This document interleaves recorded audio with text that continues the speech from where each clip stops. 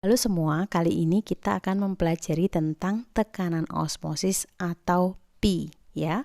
Tekanan osmosis atau Pi juga dibedakan menjadi dua bagian, yakni untuk larutan non-elektrolit dengan rumus molaritas kali R, di mana R adalah tetapan gas ideal, biasanya besarannya adalah 0,082, dan kita kalikan T, di mana T itu adalah suhu tapi harus bersatuan Kelvin. Jadi ketika suhunya kita dapatkan dalam satuan Celcius, maka kita harus tambahkan dengan angka 273, maka ini akan bersatuan Kelvin. Nah, untuk larutan elektrolit sendiri, terakhir cukup kita kalikan dengan faktor Van Hoff atau I, di mana I masih ingat kan, sama seperti bab sebelumnya, bagian sebelumnya atau rumus sebelumnya, yakni 1 plus N-1 kita kalikan alfa, di mana N adalah jumlah ion dan alfa adalah derajat ionisasi. Nah, jika suatu soal alfanya tidak diketahui atau alfanya dianggap sama dengan 1, maka I-nya atau faktor Van Hoff-nya kita bisa nyatakan sama juga dengan N atau jumlah ionnya. Nah, nantinya di dalam Pi itu sebenarnya mempelajari berbagai hal, contohnya nih, misalnya obat-obatan yang masuk ke dalam tubuh manusia, misalnya cairan infus, obat tetes mata. Nah, semua obat yang masuk ke dalam tubuh manusia yang berwujud cairan seperti yang saya sebutkan tadi harus bersifat isotonik dengan tubuh kita, sehingga Pi-nya nanti isotonik, itu artinya sama. Jadi misalnya Pi dari infus harus sama dengan Pi dari cairan tubuh manusia.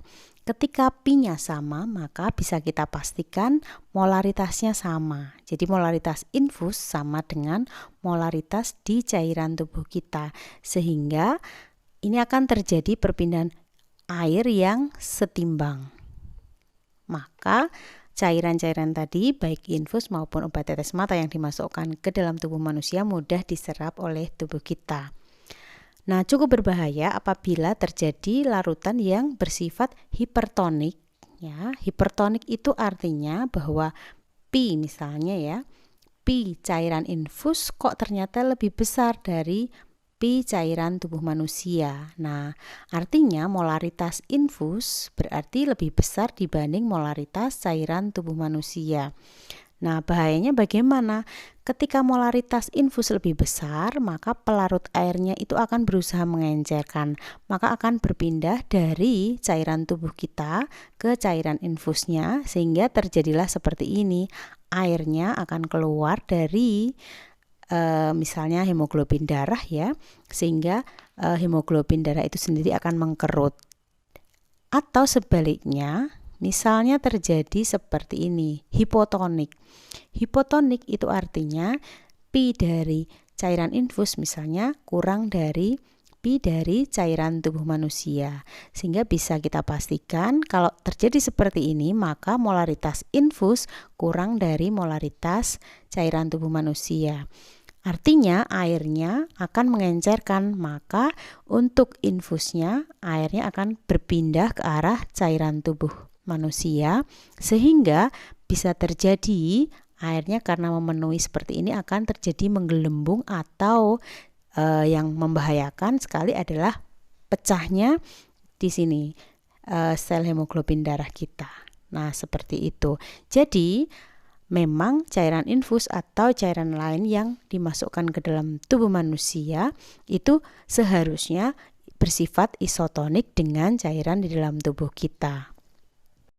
Nah, contoh soalnya seperti soal nomor 1. Nah, di sini kita diminta menentukan tekanan osmosis larutan NaCl. NaCl adalah suatu larutan yang bersifat elektrolit, sehingga Pi-nya untuk NaCl kita peroleh dari molaritas, lalu kita kalikan R, lalu kita kalikan T, dan terakhir kita kalikan I-nya atau faktor Van Hoff-nya. Nah, molaritas di sini terdiri dari gram zat terlarut, yakni 5,85. Lalu kita bagi MR-nya 58,5. Lalu kita kalikan 1000 dan dibagi volume larutan. Jadi bedanya dengan molal, kalau molaritas ini adalah volume total larutan 500 mili. Nah, ini adalah molaritasnya. Lalu kita kalikan R-nya. Di sini R-nya adalah 0,082 dan kita kalikan suhunya. Suhunya harus berada dalam satuan Kelvin. Nah, karena di sini suhunya dalam Celcius, maka 27 kita tambahkan 273. Berapa Kelvin suhunya? Iya, 300 Kelvin. Nah, kita masukkan di sini 300 Kelvin. Lalu kita kalikan I-nya. Untuk NaCl sendiri terdiri dari 2 ion, yakni ion Na+ dan ion Cl-. Jadi kalau kita jumlahkan, ionnya 2 buah, maka I-nya adalah 2 karena alfanya tidak diketahui di dalam soal, sehingga alfanya kita anggap 1 dan I-nya adalah N-nya. Nah, kita hitung terlebih dahulu di sini. Ini kalau kita sederhanakan menjadi 0,1 ya. Ini kita coret jadi 2. Jadi dia 0,2. Lalu kita kalikan. Ini kalau kita hilangkan 100-nya berarti menjadi 8,2. 8,2 kali 3 adalah 24,6. Lalu terakhir kita kalikan dengan I-nya, yakni 2. Oke, berarti 0,4 ya, kita kalikan 24,6. Berapa yang kita peroleh? Ya, 9,84. Satuan untuk pi itu adalah atmosfer. Soal nomor 2. Di sini kita diminta untuk menentukan massa molekul relatif asam amino atau MR asam amino. Nah, di dalam soal juga disebutkan bahwa tekanan osmosis asam amino bersifat isotonik. Nah, artinya apa? Berarti pi dari asam amino itu sama dengan pi dari NaCl. Asam amino adalah suatu jenis zat organik, berarti artinya bersifat non-elektrolit. Maka rumusnya adalah molaritas kali R kali T. Sementara NaCl adalah zat elektrolit, sehingga rumusnya adalah molaritas kali R kali T dan jangan lupa dikali faktor Van Hoff. Untuk NaCl sendiri di sini tidak ada alfa, sehingga bisa kita pastikan I dari NaCl adalah N-nya. N-nya terdiri dari ion Na+ dan ion Cl-. Berarti jumlah ionnya adalah 2. Nah, yang pertama kita sederhanakan dulu. Berhubung R adalah tetapan gas ideal, kita coret saja. Lalu di sini disebutkan pada temperatur yang sama, artinya suhunya kita coret saja. Nah, lalu kita hitung molaritas pertama. Di sini terdiri dari gram asam amino, yakni 2,1, kita bagi MR asam amino yang akan kita cari, lalu kita kalikan 1000 dan kita bagi volumenya adalah 100 ya. Lalu sama dengan molaritas yang kedua, NaCl-nya adalah 0,1 dan langsung kita kalikan dengan I-nya tadi adalah 2. Oke, kita sederhanakan terlebih dahulu. Ini 10 ya. Itu. Lalu MR-nya kita pindah ke kanan sehingga akan kita peroleh MR dari asam amino adalah 21, kita bagi 0,2. Nah, 21 itu kalau dibagi 0, kan 210 ya. 210 dibagi 2 ya. 210 dibagi 2 adalah 105. Itu adalah MR dari asam amino. Nah, pada soal nomor 3 ini ada 2 larutan.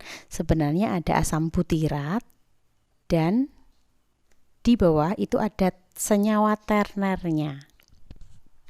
Senyawa terner asam butirat artinya asam butiratnya kita kalikan 3 seperti ini. Nah, di dalam soal ini ada 2 larutan, tetapi tidak disebutkan dia bersifat isotonik, hipertonik, atau hipotonik. Maka cukup kita bandingkan saja. Jadi pi yang pertama, yakni asam butirat, kita bandingkan pi senyawa ternernya yang ini yang kedua adalah M, lalu R, Lalu T, asam butirat sebenarnya elektrolit ya, dikalikan dengan I. Ya, yang kedua juga seperti ini, MRT dikali I.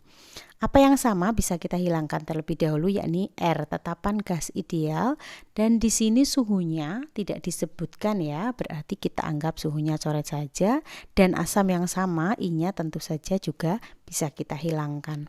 Nah, untuk pi yang pertama ya, untuk asam butirat pi-nya di sini sudah ada. Jadi untuk asam butirat ini sebesar 3 atmosfer. Jadi langsung kita masukkan 3 atmosfer per pi dari senyawa ternernya. Lalu molaritas yang pertama ini terdiri dari gram ya, 15 gram.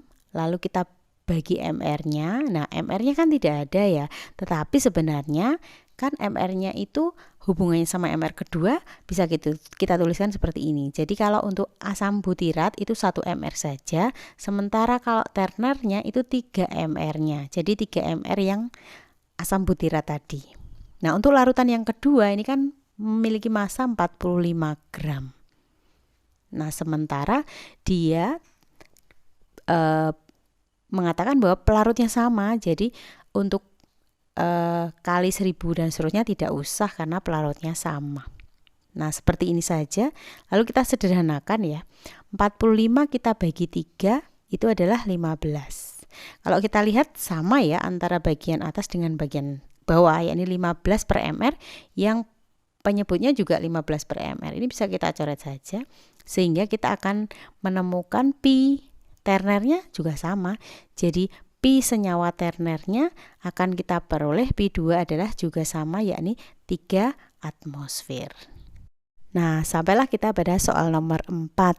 Di sini kita diminta menentukan massa molekul relatif atau MR dari hemoglobin. Jadi MR dari Hb, kita singkat saja seperti itu.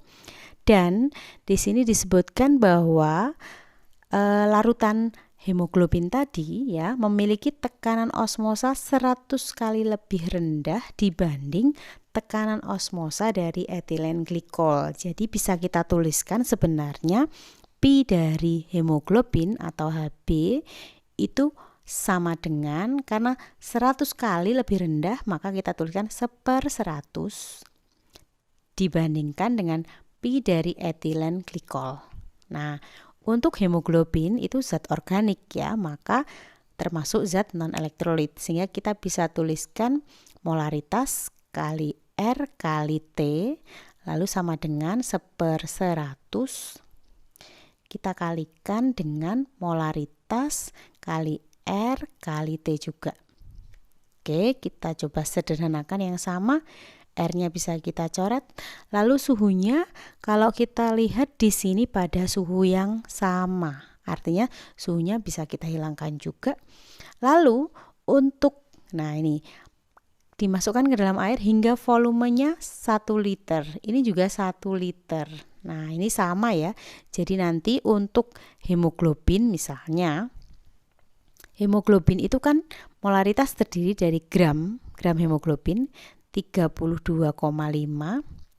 Lalu kita bagi MR hemoglobin yang akan kita cari kali sebenarnya 1000 lalu per, kan dia dilarutkan dalam air hingga volumenya 1 liter ya. Nah, 1 liter itu kan sebenarnya 1000 mili, karena di sini satuannya dalam satuan mililiter, bisa kita hilangkan.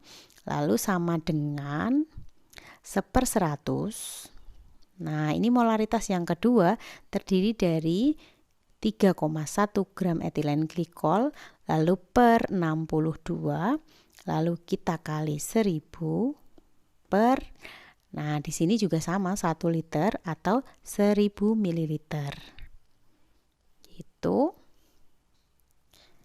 Nah, kalau sudah MR-nya kita pindah ke atas saja ya, maka kita akan peroleh MR-nya adalah 32,5 lalu kita kalikan 100. Nah, ini sebaiknya kita sederhanakan saja biar lebih mudah. Ini kalau kita bagi adalah 0,05 ya. Nah, jadi ini kita bagi langsung dengan 0,05.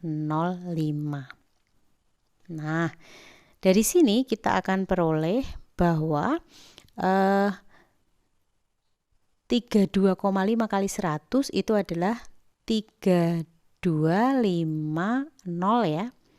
Untuk 0,5-nya ini nolnya ini saya naikkan saja, berarti tambah 0 di atas dan kita cukup bagi dengan setengah karena 32500 itu kalau dibagi setengah kan dikali 2. Nah, hasilnya adalah kalau dikali 2 ya, 6, 5, 0, lalu tambah 02. Nah, di sini seperti ini. Jadi MR dari hemoglobin darah adalah 65.000